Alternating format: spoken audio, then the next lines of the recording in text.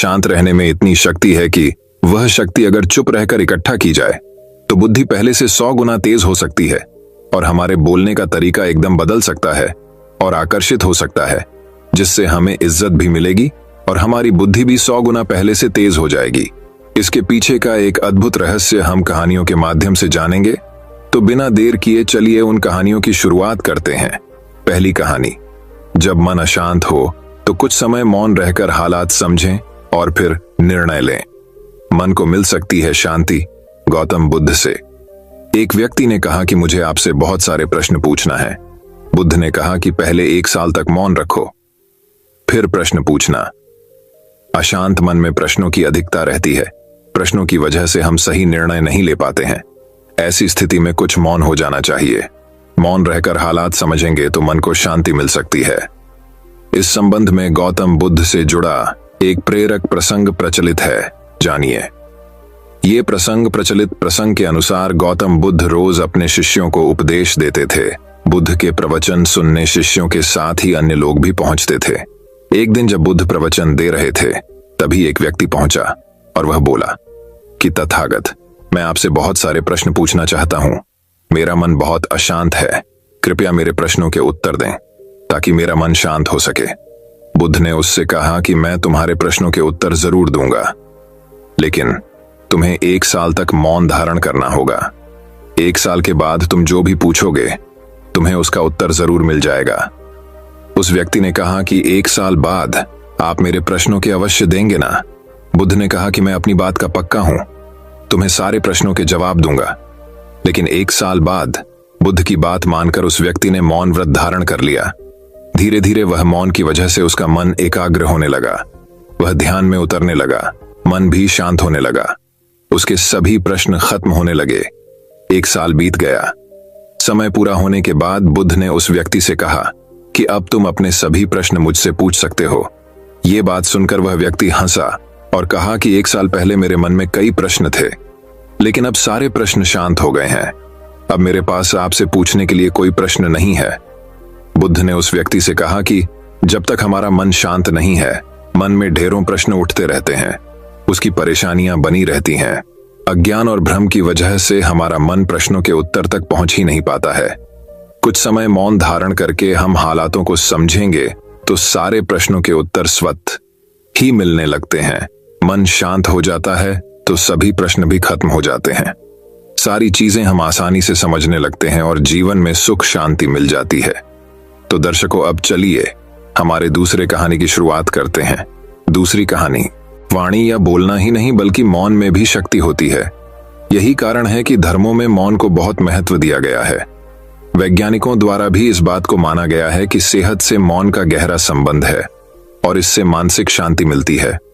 मौन से विचारों में एकाग्रता आती है और रचनात्मकता बढ़ती है। इसलिए जितने भी साधु संत या तपस्वी हुए, सब ने मौन रहकर और ध्यान लगाकर ही संसार के गूढ़ ज्ञानों को प्राप्त किया। हमारे जीवन में एक नहीं बल्कि बहुत सारे दुखों का कारण बोलना ही है, क्योंकि हमारी समस्या यही है कि हम चुप नहीं रह सकते। हमेशा कुछ न कुछ बोलते ही रहते हैं और आपके बोलने के कारण ही आधे से ज्यादा दुख निर्मित होते हैं। परिवार में कलह क्लेश का कारण भी हमारा बोलना ही होता है। आप जितनी भूख उतना भोजन खाते हैं, जितनी जरूरत उतना कार्य करते हैं। लेकिन क्या आपने इस बारे में कभी सोचा है कि आप कितना बोलते हैं? क्या आप उतना ही बोलते हैं जितनी आवश्यकता है, या अनावश्यक ही सारे दिन बोलते हैं?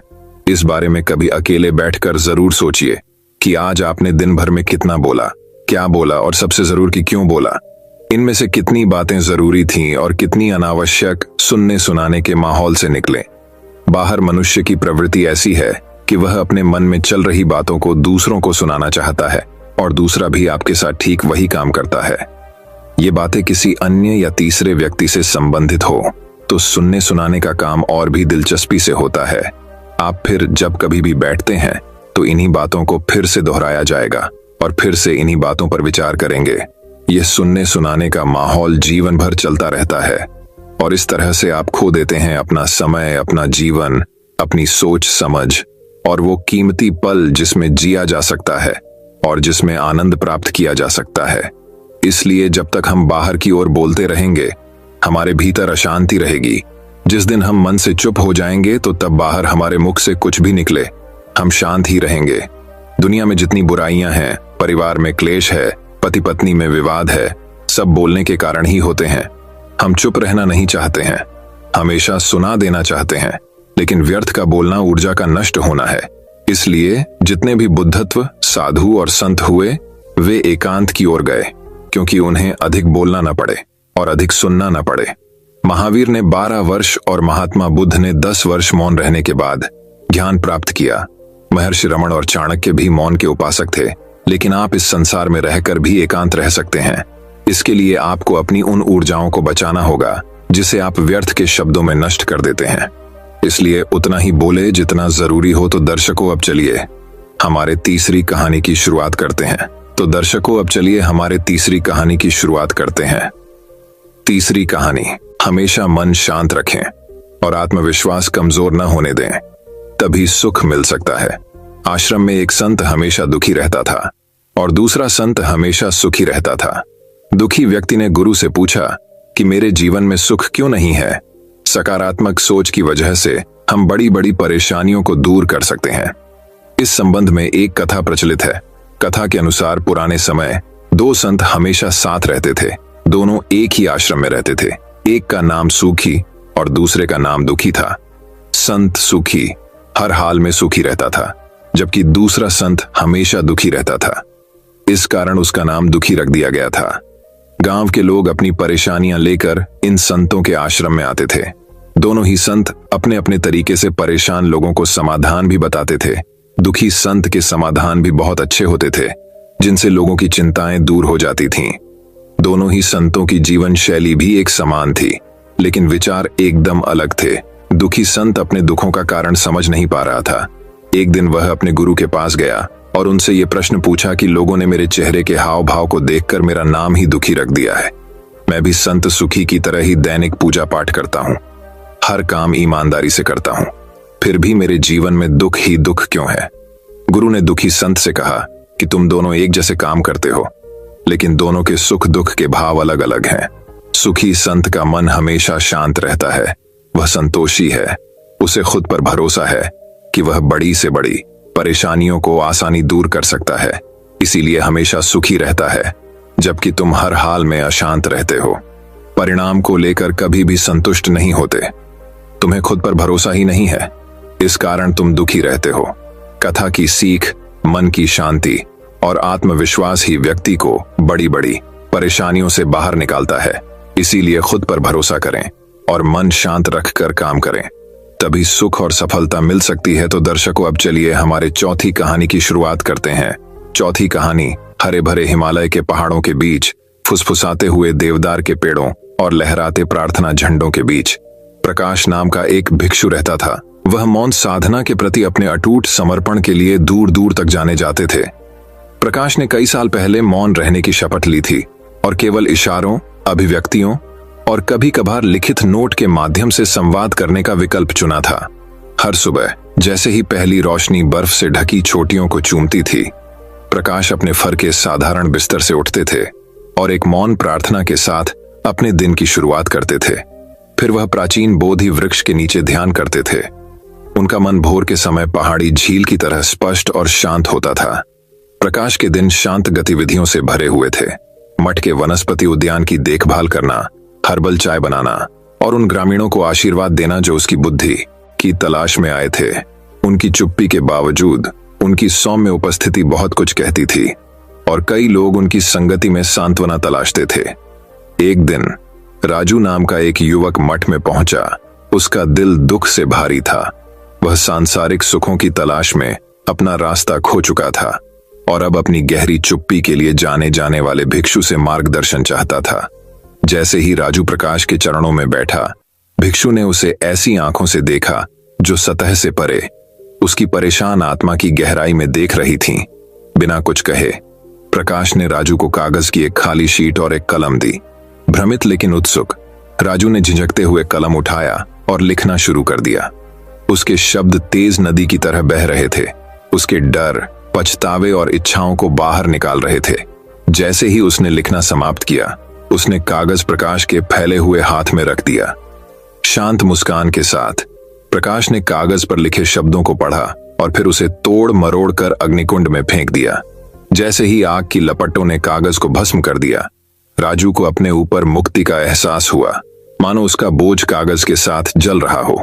उस दिन से राजू मठ का नियमित आगंतुक बन गया। प्रकाश के साथ मौन चिंतन में बैठा और उसकी उपस्थिति की शांति में शांति पा रहा था। उसने हवा की फुसफुसाहट, पत्तों की सरसराहट और अपने दिल की धड़कन सुनने की कला सीखी। जैसे जैसे मौसम बदला और बर्फ पिघलकर पहाड़ों पर बहने वाली नदियों में बदल गई, राजू को मौन का सही अर्थ समझ में आया। ये केवल शब्दों की अनुपस्थिति नहीं थी, बल्कि एक गहरी आंतरिक शांति की उपस्थिति थी, जिसने किसी को ब्रह्मांड को उसकी असंख्य आवाजों में बोलते हुए सुनने की अनुमति दी। चांदनी रात में जब वे टिमटिमाते तारों के नीचे बैठे थे, प्रकाश ने आखिरकार अपना मौन व्रत तोड़ दिया और पहाड़ी हवा की तरह धीमी आवाज में राजू से बात की। उन्होंने कहा, मौन शून्यता नहीं है, यह वह स्थान है जहां आत्मा अपनी सच्ची आवाज पा सकती है, जहां ज्ञान और शांति निवास करती है। इन शब्दों के साथ राजू को उस भिक्षु के प्रति कृतज्ञता और श्रद्धा की गहरी भावना महसूस हुई, जिसने उसे आत्म खोज की यात्रा में मार्गदर्शन किया था। वह जानता था कि मौन का पाठ हमेशा उसके साथ रहेगा, उन कालातीत पहाड़ों की तरह जो मठ को अपने शाश्वत आलिंगन में समेटे हुए हैं।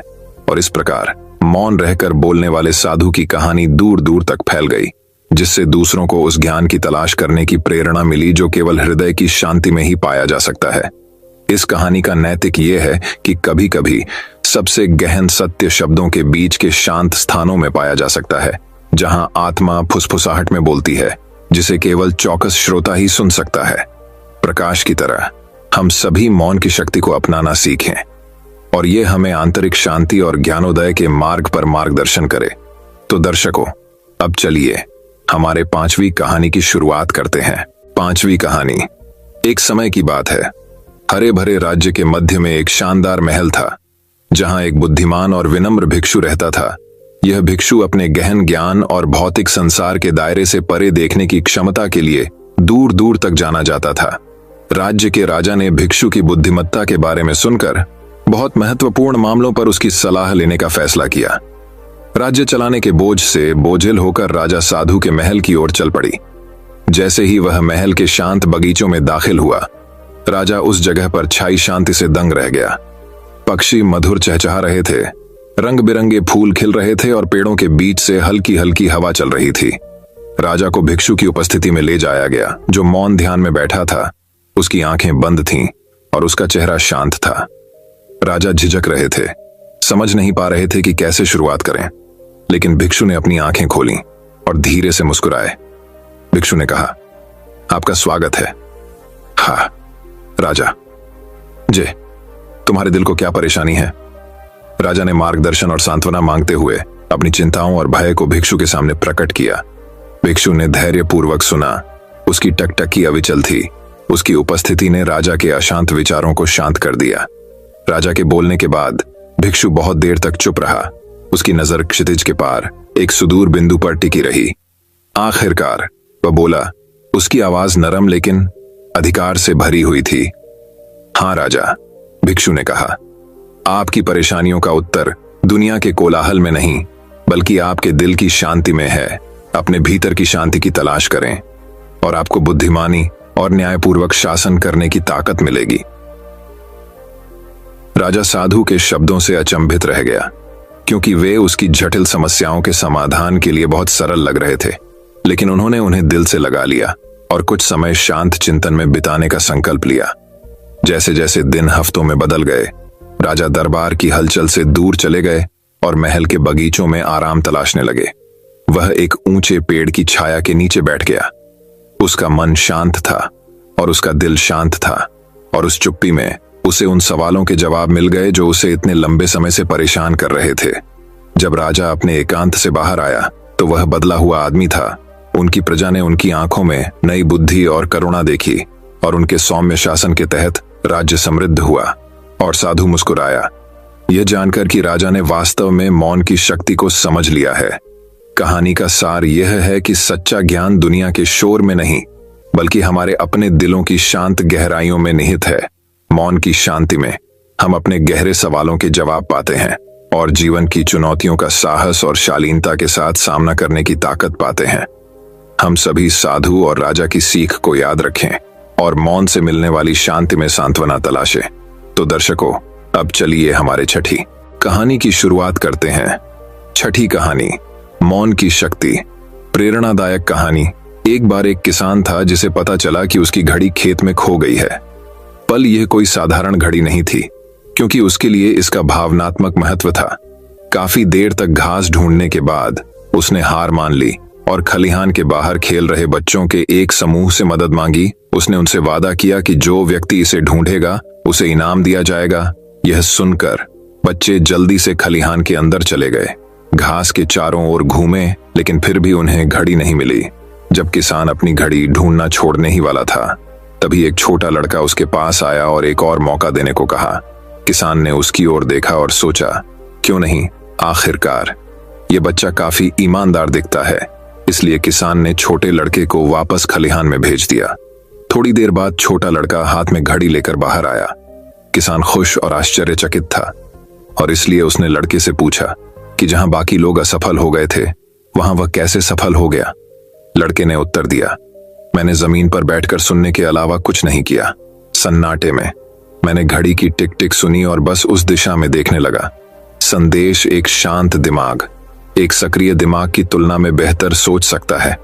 हर दिन अपने मन को कुछ मिनटों का मौन रहने दें और देखें कि यह आपको अपने जीवन को ईश्वर की अपेक्षा के अनुसार स्थापित करने में कितनी तेजी से मदद करता है। शिक्षा, आत्मा हमेशा जानती है कि खुद को ठीक करने के लिए क्या करना है। चुनौती मन को शांत करने की है। तो दर्शकों, अब चलिए हमारे 7वीं कहानी की शुरुआत करते हैं। 7वीं कहानी, मौन की शक्ति इतनी बड़ी है जिसके आगे हर कोई झुक जाता है। सास बहू की तकरार के किस्से तो पूरी दुनिया में मशहूर है। कुछ किस्से आपको गुदगुदाते हैं, वहीं कुछ किस्से आपको बहुत जरूरी सीख भी देते हैं। आइए एक ऐसा किस्सा ही हम जानते हैं। एक गांव में सास बहू रहती थी। दोनों में छोटी छोटी बातों पर लड़ाई होती रहती थी।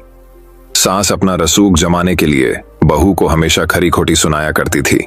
बहू भी कुछ कम नहीं थी, वह भी सास पर अक्सर पलटवार किया करती थी और सास को ताने मारते हुए पानी पीकर कोसती रहती थी। एक दिन गांव में संत आए। बहू ने संत की काफी देखभाल की। संत बहू की सेवा से काफी प्रसन्न हुए। एक दिन मौका देखकर बहू ने संत से निवेदन किया कि वह उसको कोई ऐसा उपाय बताए कि उसकी सास की बोलती बंद हो जाए। बहू के निवेदन करने पर संत ने कागज पर एक मंत्र लिखकर उसको दे दिया और कहा कि जब भी तुम्हारी सास तुमको बुरा भला बोले, तुम इस मंत्र को कागज पर लिखना और अपने दांतों के बीच दबा लेना। दूसरे दिन जब सास ने बहू के साथ झगड़ा किया और उसको अपशब्द कहे, तो सास ने संत के कहे अनुसार किया और मंत्र को कागज पर लिखकर अपने दांतों के बीच दबा लिया। इस स्थिति में बहू सास को कोई जवाब नहीं दे पाई। यह सिलसिला लगातार 2-3 दिनों तक चलता रहा। एक दिन सास ने बड़े प्रेम से बहू से कहा कि अब मैं तुमसे कभी नहीं लड़ाई करूंगी, क्योंकि अब तुमने मेरी गाली के जवाब में गाली देना बंद कर दिया है। बहू ने सोचा मंत्र का असर हो गया है और सास ने हथियार डाल दिए हैं। दूसरे दिन बहू संत के पास गई और कहा कि मेरी सास पर आपके दिए हुए मंत्र का असर हो गया है और उसकी सास ने अब उससे लड़ाई करना बंद कर दिया है। संत ने बहू को जवाब देते हुए कहा कि यह मंत्र का नहीं, मौन का असर है। तो दर्शकों, अब चलिए हमारे 8वीं कहानी की शुरुआत करते हैं। 8वीं कहानी, मन को शांत करना चाहते हैं तो यह है सही रास्ता। इस बात को ध्यान रखें कि आपकी परेशानी सिर्फ आपके मन की एक स्थिति है। इससे छुटकारा पाने के लिए मन को शांत रखते हुए सही उपायों पर काम भी आपको ही करना होगा। अगर आप चाहते हैं कि आपका मन शांत हो जाए तो ये कहानी आपकी मदद करेगी। एक सेठ के पास बहुत धन संपत्ति थी, किंतु फिर भी उसके मन को शांति न थी। एक दिन किसी व्यक्ति ने बताया कि किसी नगर में एक साधु रहता है। वह लोगों को ऐसी सिद्धि देता है जिससे मनचाही वस्तु प्राप्त हो जाती है।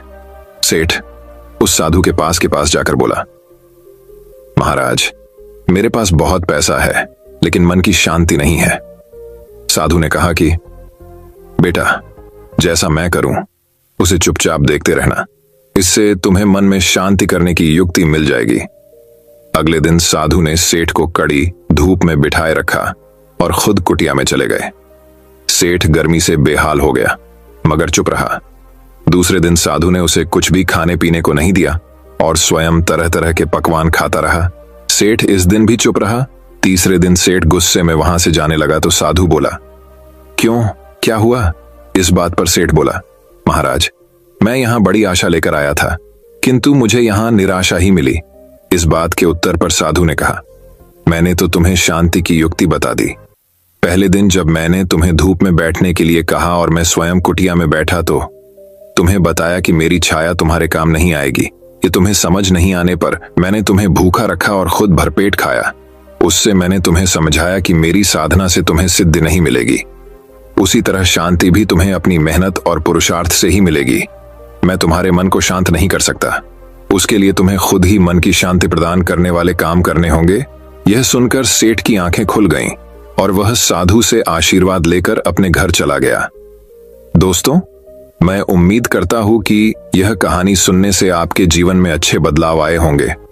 आपको इस वीडियो से क्या सीखने मिला, ये कमेंट करके जरूर बताएं और अपने परिवार, दोस्तों या आपके करीबी इंसान के साथ ये कहानी शेयर करके उन्हें भी इस ज्ञान से परिचित करवाएं। बाकी अगर आपको यह वीडियो दिल से अच्छी लगी हो तभी इस वीडियो को लाइक कर देना और आपने अब तक इस चैनल को सब्सक्राइब न किया हो तो चैनल को सब्सक्राइब भी जरूर कर देना। आपका हर दिन शुभ हो और खुशियों से आपका जीवन भरा रहे। धन्यवाद। नमो बुद्धाय।